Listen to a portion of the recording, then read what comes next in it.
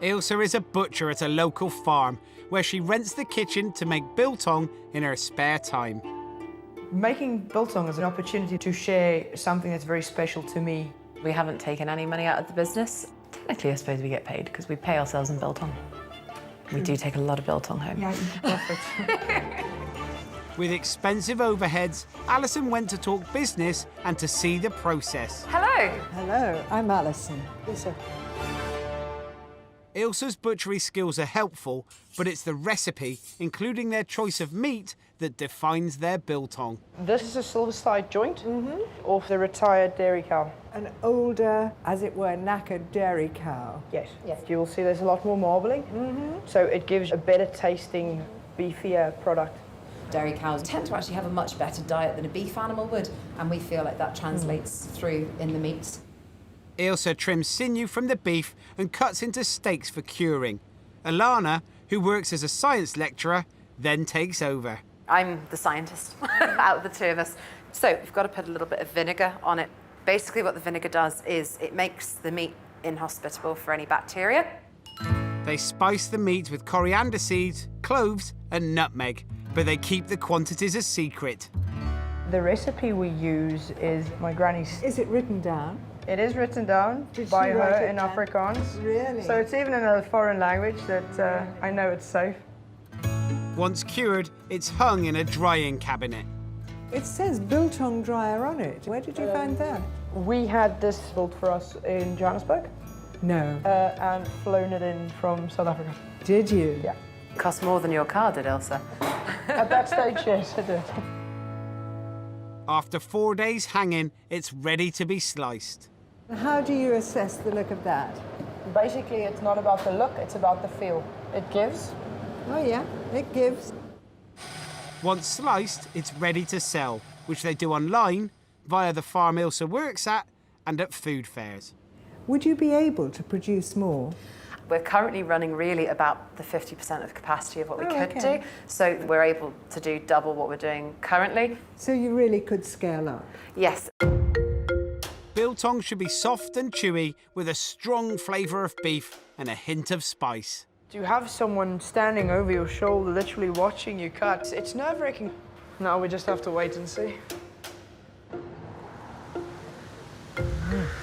Chewy. It's sort of essence of beef, as if beef has been distilled. Fresh pretzels aren't widely eaten here, so she'll have some persuading to do to introduce this Bavarian snack to Britain. She may make them from where she lives in Lancashire, but to her, they taste of home. When you eat my pretzels, close your eyes and you will see the mountains, you will hear the cowbells, and to me, that's the essence of Bavaria. She currently sells at local markets, but would like to grow. It's a straightforward, fast process. The ingredients are fairly cheap to get hold, but at the moment I'm producing still on such a small scale. I made a couple of £1,000. I've got a really, really good product, which is absolutely undervalued in the UK. You have to go a long way for getting a pretzel as good as mine. To judge for herself and talk business, Nisha visited her at home. Hello. Hello, Angelica. Nice to meet you. This is where the magic happens then. Yeah, more or less. How many pretzels do you make in a batch here? In one batch, usually around 60. Wow. 50 to 60. I won't get more in my freezer. That's the problem. She starts with a basic dough of water, yeast, oil and flour, which is mixed and kneaded. Where do pretzels sit in the German psyche? Is it like a packet of crisps? It's very common to have them as snacks on the go. Or pretzel and beer, that is such an iconic thing. We say it's a marriage made in heaven. Next, the dough is rolled and shaped. I leave a bigger, thicker part in the middle, thin out the arms, and then you take two sides and you just swing them around. But that's very Bavarian already. How important is this shape for the pretzel? If it's not looking like that, it's not a pretzel. So we've got the big, thicker belly, the thinner arms, and the hands. It was a religious symbol in the past, just reminding people, hey, people, don't forget to pray. Once shaped, Angelica firms the dough in the freezer before the next and most dangerous stage. So I need my goggles for protecting myself, and then I use some gloves. Lye, or sodium hydroxide, is a drain cleaner, but here it reacts with carbon dioxide to give the surface of the pretzels a shiny brown sheen. How is it okay to eat this? Once it's heated up over 50 degrees, it's absolutely, totally harmless. It's a traditional method, as is sprinkling with rock salt before baking, in a recently acquired professional oven. I was looking for a low-risk business where you don't have to invest in big machinery. So with baking, that is very low risk. You can start on a small scale. Everyone wants a cheeky one. Everyone wants a cheeky one off me.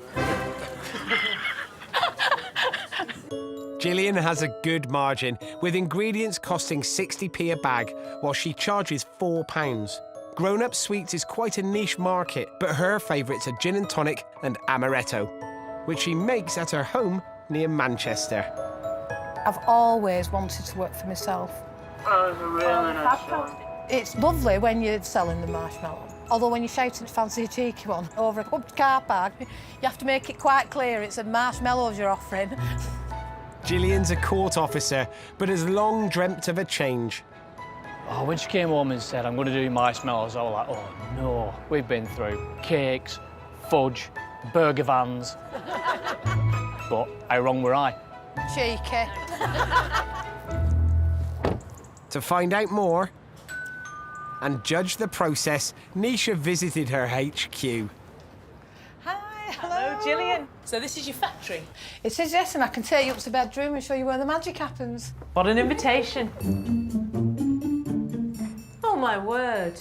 Originally, this used to be my daughter's bedroom. I can see a small camping stove. Is that what you cook on? Yes, that's what I cook my syrup on. So I'm going to make gin and tonic marshmallows. Is it animal gelatin that you're using? It's animal gelatin. And my recipe is completely different to any recipe that I've seen because I soak my gelatin in the alcohol. So, sorry, you're going to soak the gelatin in 100% gin? Yes. And that's what makes your recipe different, is that right? Yes. So now I will get the syrup on the burner. The syrup is made from sugar, corn syrup and tonic water. I do put a little bit of gin essence in. Do you feel it needs that? It does give it a little bit of a floury smell. To get the bouncy texture, the syrup is heated up to 102 degrees centigrade before the gelatin is added and it's all whipped up.